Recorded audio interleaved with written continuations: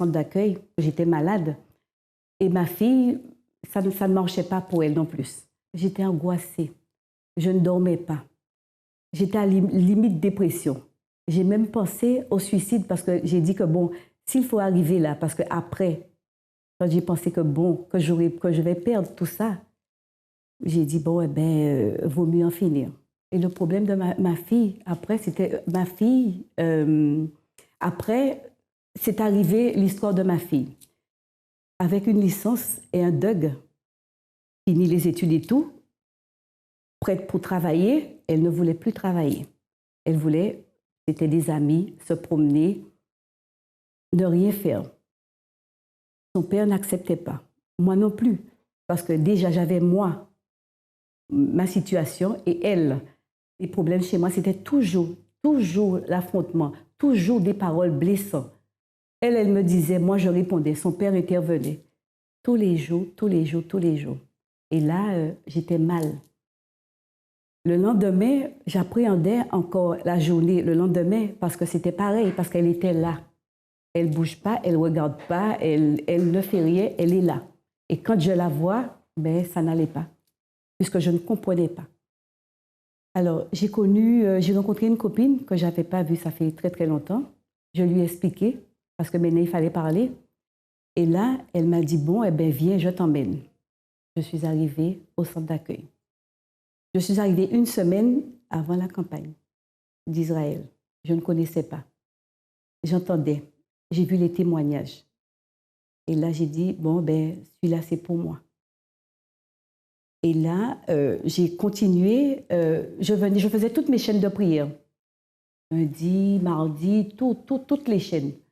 Quand le pasteur disait qu'il faut faire un vœu, je faisais les vœux aussi, tout, parce que je voulais que ça change. La campagne d'Israël, je l'ai fait pour ma fille d'abord. C'est pour qu'elle puisse travailler. Puisqu'elle ne veut pas continuer, là maintenant, il faut travailler.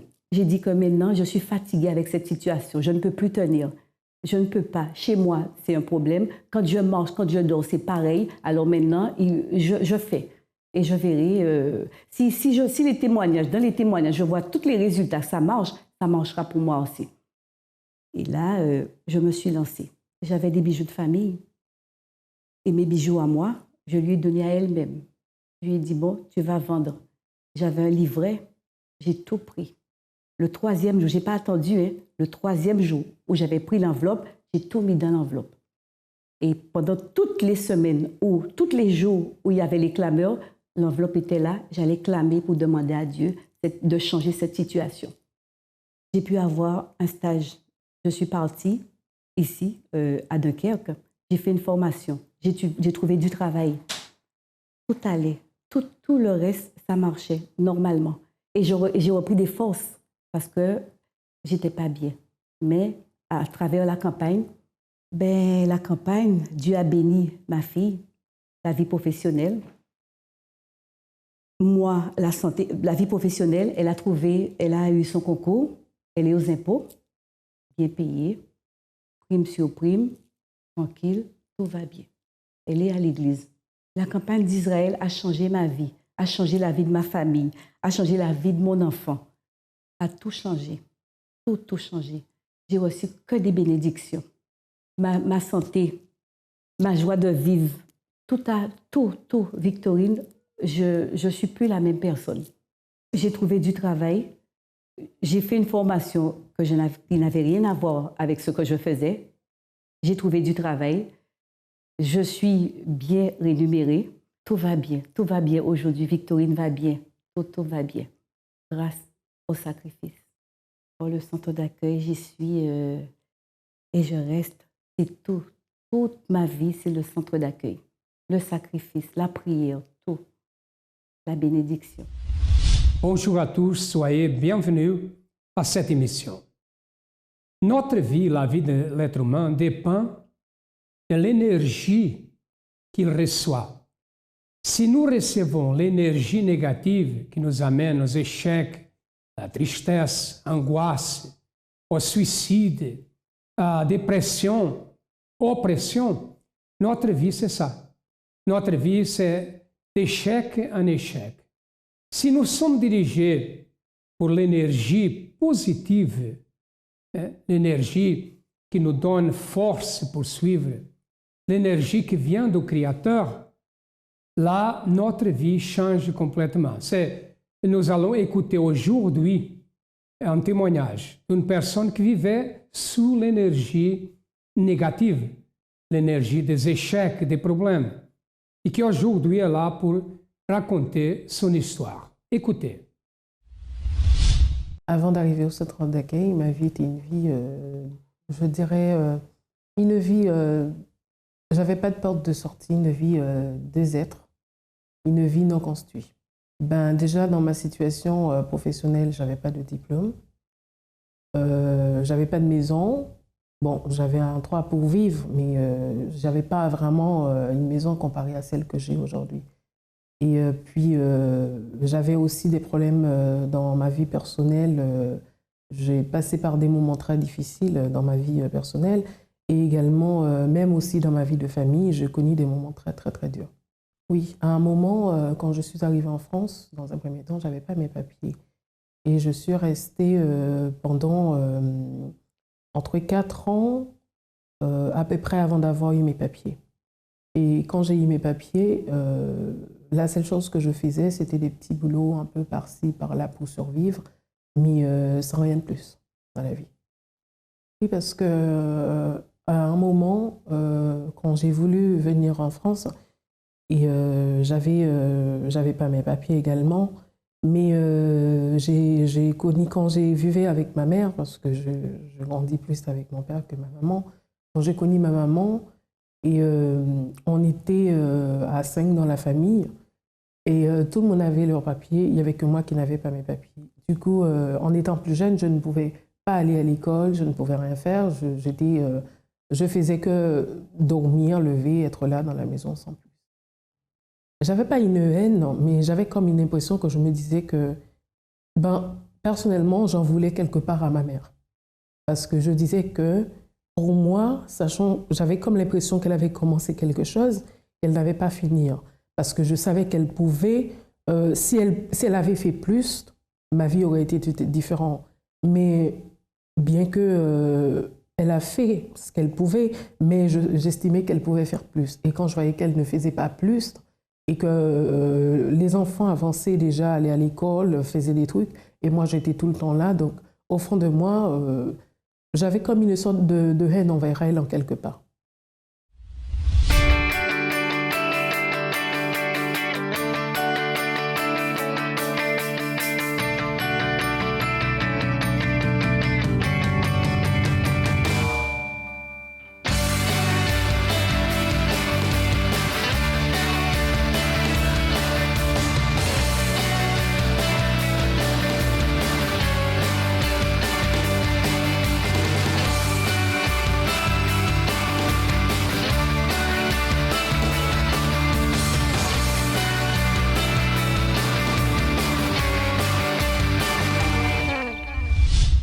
Voilà.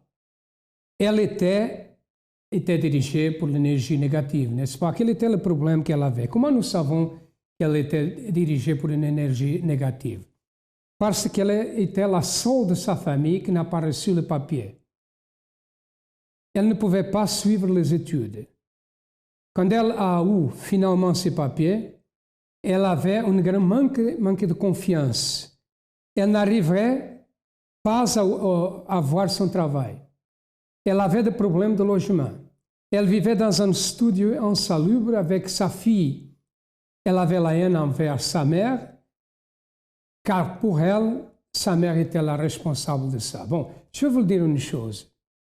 N'importe ce que la personne fait, elle peut tout faire si elle ne cherche pas l'énergie positive, ne cherche pas le Créateur, la foi intelligente. Sa vie ne change pas. Le contraire, ça se multiplie jour après jour. Il y a beaucoup de personnes qui ont toutes les conditions pour avoir une famille bénie, une vie financière bénie, mais sont dans un chaos. Sa vie, c'est un chaos. Pourquoi? Parce qu'elles n'ont pas trouvé l'énergie positive, l'énergie de Dieu, l'esprit du Créateur. Regardez ce qui s'est passé après qu'elle a connu le centre d'accueil. Ben, j'ai connu le centre d'accueil par rapport à une invitation. C'est une voisine qui m'avait invitée au centre d'accueil. J'ai commencé à participer aux campagnes d'Israël en 2013. En fin de 2012 à 2013 jusqu'à aujourd'hui. Ben, parce que je regardais tout le temps des témoignages à l'église, on montrait des vidéos, et puis il y avait des gens aussi qui témoignaient à l'église. Donc moi j'étais tout le temps là, ma vie était carreau comme je vous ai dit, et en voyant la situation je me disais je ne peux pas être tout le temps là en train de venir et d'applaudir et d'écouter. Et puis pour moi je n'avais pas pris en connaissance vraiment campagne d'Israël, ce que ça voulait dire. C'est en lisant dans la Bible au fur et à mesure que j'ai découvert que le mot campagne d'Israël voulait dire pour moi sacrifice, et en lisant dans la parole de Dieu, j'ai compris que c'était la volonté de Dieu de participer, et là j'ai commencé à participer.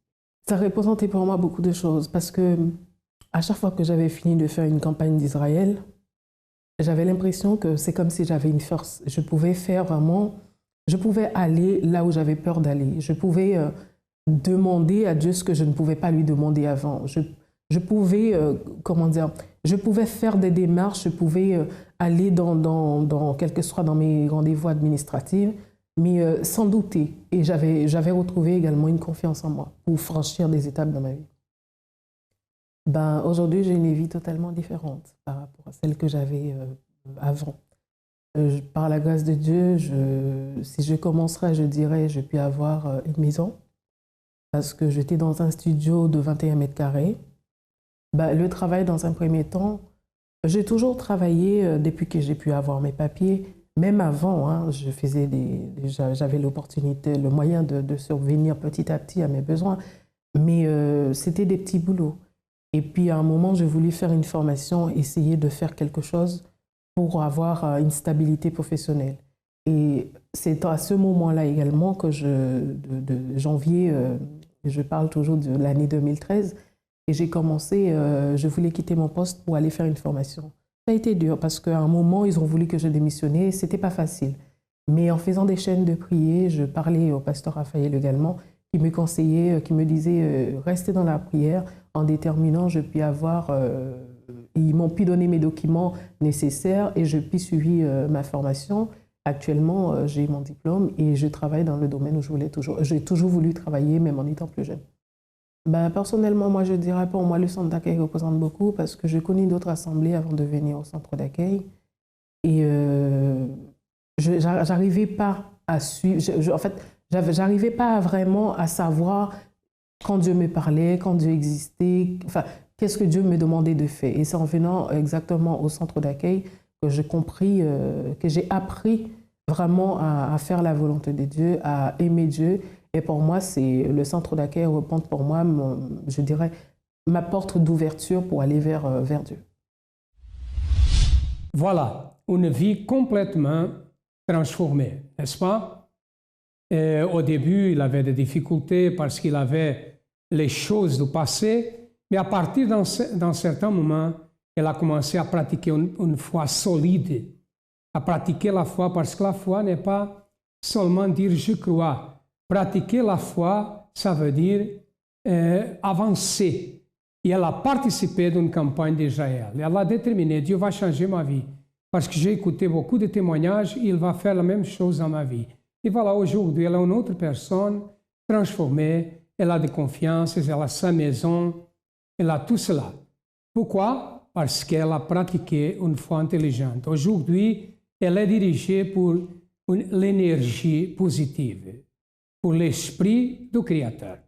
Bon, nous allons maintenant écouter plus un témoignage d'une personne qui a participé à la campagne d'Israël. Voilà. Eh bien, j'étais beaucoup de problèmes. J'étais vivre chez Marabout. J'ai 5 enfants. Et les marabouts a pris 25 000 euros. 25 000 francs, excusez-moi. 25 000 francs pour la maison, mais pas de maison, pas de rien. Et j'ai scripté par la police. Quand j'ai scripté, j'ai trouvé une agence à Saint-Denis. Alors, j'ai fait une allocation-vente, mais ça ne marche pas. J'ai fait demande à la mairie, ils donnaient un F5. Mais c'était avec tristesse quand il vit dans la rue, c'est pas dans la rue, mais c'est comme si dans la rue parce que j'ai esclipsé par la police au Nez-sous-Bois. Eh bien, c'était vraiment très, très difficile. Après, j'ai dit, mais non, je vais sortir dans cette situation. Là, je vais avancer. Maintenant, j'ai fait tous les démarches. En premier, j'ai travaillé 2 emplois différents. Mais comme si emplois différents, c'était comme si c'est un seul pays. Il n'y a rien qui marche. Tout ça, j'ai touché, il n'y a rien qui marche. Ma vie, c'était vraiment détruite. Eh bien, j'ai dit, mais non, ça ne marche pas du tout. Il faut me révolter. Eh bien, quand j'ai arrivé au centre d'accueil, eh bien, j'ai révolté dans cette situation. J'ai regardé les situations de ma fille et mon fils. J'ai dit non, je n'acceptais pas dans cette situation. J'ai révolté. J'ai participé à la campagne Israël. J'ai fait des propos. J'ai suivi aussi les chaînes de prières pour le maman aussi, pour soutenir mes enfants. Parce que quand tu vis un enfant dans cette situation, nous, les mamans, devenir tristes, j'ai dit non, je révolte. J'ai dit je ne vais pas pour mes enfants dans cette situation. C'est là que j'ai vraiment révolté contre les problèmes. J'ai dit, ce problème, tu es obligé de tomber. C'est comme Goliath qui était tombé par terre. J'ai dit, je vais réussir, mais il faut faire un défi avec Dieu. J'ai fait les défis, j'ai participé les propos, j'ai fait les campagnes Israël. C'est quand j'ai fait les campagnes Israël, les blocages, la porte qui était fermée, commençaient par ouvrir. Et la campagne Israël a apporté beaucoup de choses, il a apporté des fruits. Eh bien, avant, j'étais beaucoup de problèmes, pas de maison. Et j'ai travaillé 2 emplois différents, mais c'est comme si c'est pas même un seul emploi, c'était vraiment difficile. Ma vie s'était détruite. Parce que j'étais vive chez un marabout. Et pas de maison. Après, la police esclipsée avec 5 enfants, mais c'était vraiment triste. C'était vraiment la misère, il n'y a rien qui marche. J'ai viens à Saint-Denis, j'ai trouvé une maison par agence immobilière, par location-vente aussi, mais ça ne marche pas du tout. Tout ça, c'était vraiment la misère, c'était triste. J'ai dit, ma vie ne peut pas rester dans cette situation.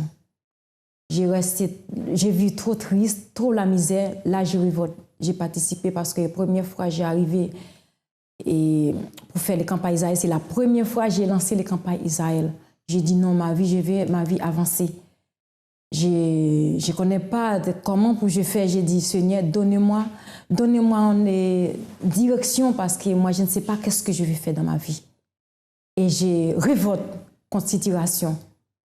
J'ai dit, moi, je n'acceptais pas cette situation. J'ai participé à la campagne Israël.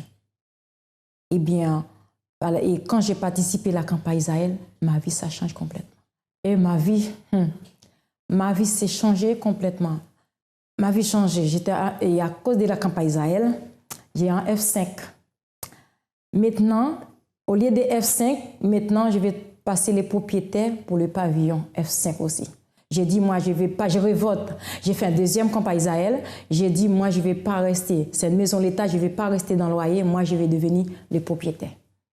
Alors, les campagnes Israël a fait beaucoup de miracles. Et il a fait plus toujours parce que j'ai l'autre projet, toujours les témoignages après qu'a suivi plus.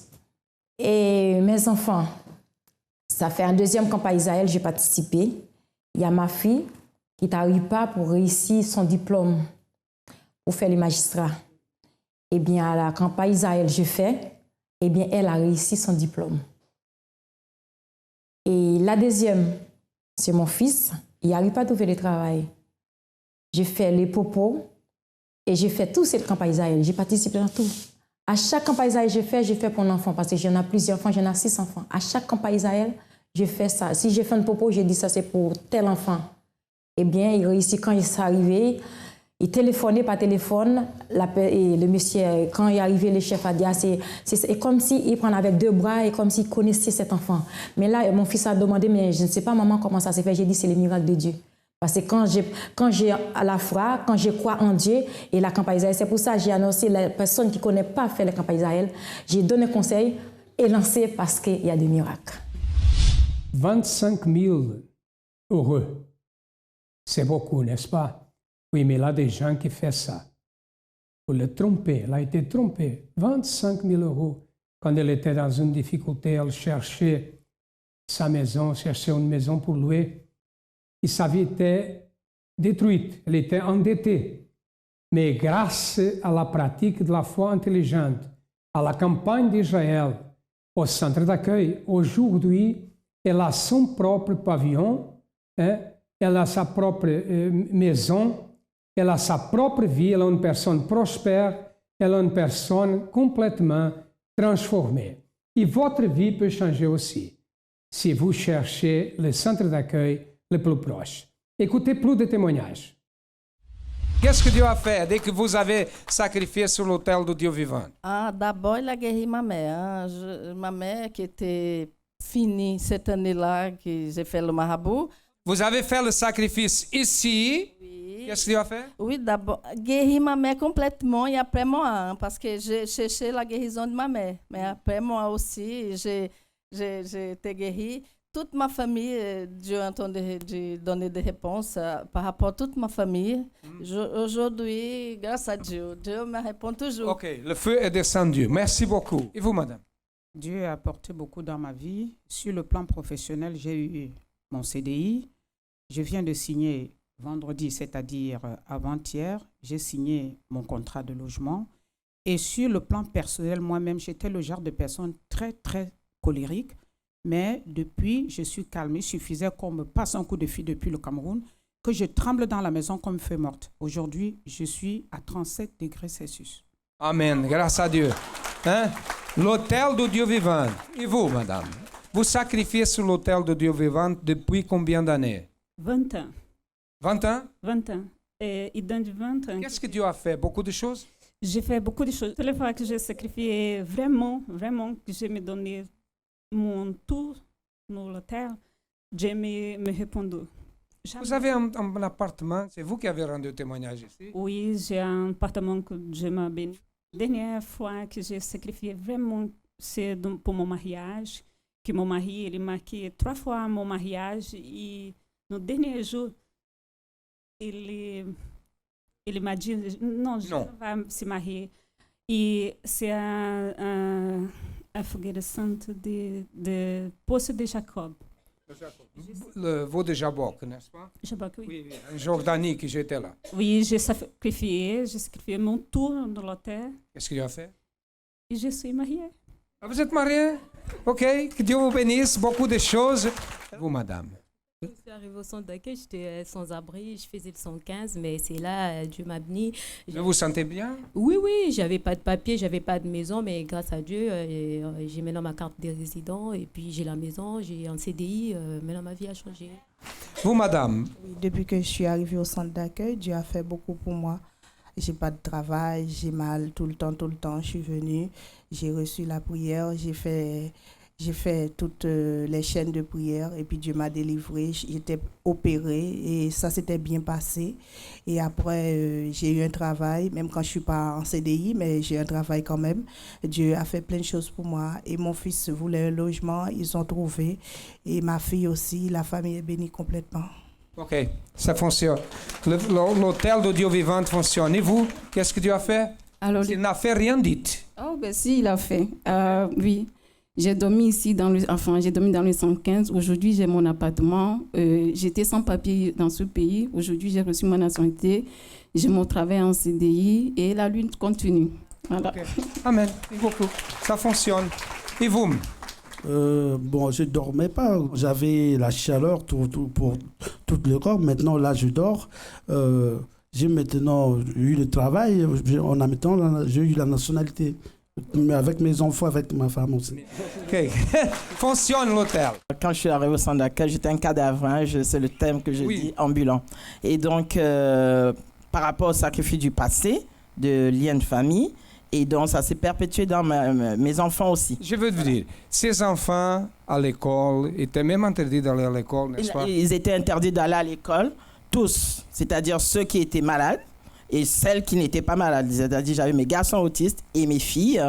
Le nom était, non, elle est comme son frère, pas de possible d'aller à l'école. Ils disaient qu'ils avaient un problème, n'est-ce pas? Oui, autiste, ben voilà. Autiste. C'est des mots, voilà. Et Aujourd'hui, il fréquente les écoles normales. Aujourd'hui, l'aîné, il est double champion de France, double champion d'Europe. Vous parlez de Rodrigo. Rodrigo, il va aller aux Jeux Olympiques. Là, c'est confirmé. On le prépare pour. Et le dernier garçon, puis c'était les garçons autistes, il va à l'école. OK. Avant, il ne servait pour rien. À partir du moment qu'elle a sacrifié dans l'autel de Dieu vivant, aujourd'hui, ils sont utiles, ces champions de France, les champions du monde, Jean. Sont champions du monde, champions d'Europe, enfin, pour l'instant, c'est le candidat idéal pour... Il fait l'athlétisme, n'est-ce pas? Il fait de l'athlétisme. Passez par là. Et vous, maintenant? Maintenant, en fait, quand je suis arrivée au centre d'accueil, j'avais une haine contre mon père. Donc, Dieu m'a appris à lui pardonner. Donc, j'ai réussi à pardonner. J'ai fait le sacrifice, j'ai fait les campagnes d'Israël pour mon travail aussi. Dieu m'a béni. C'est comme si j'étais la lumière. Vous travaillez en quoi? Dans la banque. Dans la banque? Oui. Dieu vous a béni. Oui, Dieu à partir du moment que vous avez sacrifié sur l'autel de Dieu vivant, n'est-ce pas? J'étais complètement perdue. Je n'avais pas confiance en moi. J'avais pas de repères. Donc ici, au centre d'accueil, justement, c'est ça que ça m'a... Vous dormez dans la rue? Oui, j'ai fait la rue aussi. Donc... Vous connaissez le petit banc qui est là devant la... Hein? Quand nous sortons, quand vous sortez d'ici, vous attendez l'autre réunion, vous asseyez là. Elle a dormi là, n'est-ce pas? Oui, voilà, j'ai dormi dans la rue, voilà, vu que j'ai pas de famille ici, pour me soutenir aussi. Donc, j'ai dormi dans la rue et je suis arrivée, j'avais pas de travail. Voilà. Et maintenant? Aujourd'hui, je suis plus dans la rue du tout. Donc, au contraire, Dieu m'a béni récemment pour une maison et je suis en train de travailler pour mon entreprise. OK. Voilà, beaucoup de personnes qui ont trouvé la solution. Si vous avez besoin de notre aide, nous sommes situés au 254 de la rue du Faubourg Saint-Martin, ici à Paris, au 10e arrondissement. C'est notre siège. Et vous avez d'autres centres d'accueil qui passent dans votre ordinateur, votre téléviseur. Sachez que les portes du centre d'accueil sont ouvertes du matin au soir, de lundi à lundi.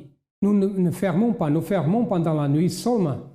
Et nous sommes là pour vous aider. Si vous avez besoin de notre aide, cherchez le plus proche de vous. À demain et que Dieu vous bénisse à tous abondamment.